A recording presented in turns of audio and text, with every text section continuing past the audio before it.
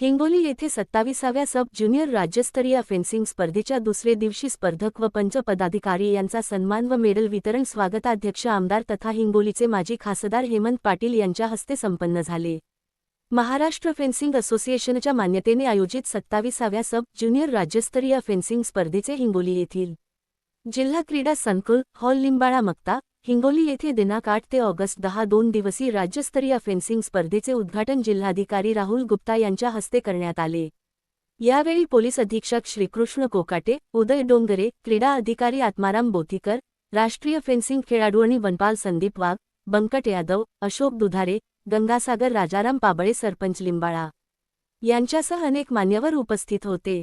या स्पर्धेला खेळाडूंचा मोठा प्रतिसाद लाभला आहे। या स्पर्धेच्या यशस्वी आयोजनासाठी पत्रकार कल्याण देशमुख, अध्यक्ष प्राचार्य डॉक्टर आनंद भाट, उपाध्यक्ष संजय भुमरे, सचिव प्राध्यापक नरेंद्र रायलवार, सहसचिव विजय जवळकर, कोषाध्यक्ष अनिल कदम, सदस्य सुशील इंगोले, सदस्य आणि इतर पदाधिकाऱ्यांनी परिश्रम घेतले।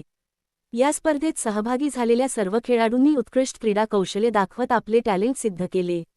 भविष्यात हे खेळाडू महाराष्ट्राचे नाव राष्ट्रीय आणि आंतरराष्ट्रीय स्तरावर उज्ज्वल करतील अशी आशा व्यक्त करण्यात आली आहे। तर दुसऱ्या दिवशी 27व्या राज्यस्तरीय सब ज्युनियर स्पर्धेच्या स्पर्धक व पंच पदाधिकारी यांचा सन्मान व मेडल वितरण स्वागताध्यक्ष आमदार तथा हिंगोलीचे माजी खासदार श्री हेमंतभाऊ पाटील यांच्या हस्ते संपन्न झाले। यावेळी वन विभागाचे विभागीय वन अधिकारी श्री नाळे, महाराष्ट्र फेन्सिंग असोसिएशन सचिव डॉक्टर प्राध्यापक श्री उदय डोंगरे यांच्यासह मान्यवरांच्या उपस्थितीत संपन्न झाले। यावेळी स्वागताध्यक्ष माननीय बाळासाहेब ठाकरे, हरिद्रा संशोधन केंद्र वसमतचे अध्यक्ष, मंत्री दर्जा प्राप्त आमदार श्री हेमंत पाटील यांनी हिंगोली जिल्ह्याचा नावलौकिक वाढावा यासाठी सर्वांनी प्रयत्न करूयात। यासाठी राज्यस्तरावर या स्पर्धेमुळे हिंगोली पोहोचली आहे, याचा मला आनंद असल्याचे मत व्यक्त केले।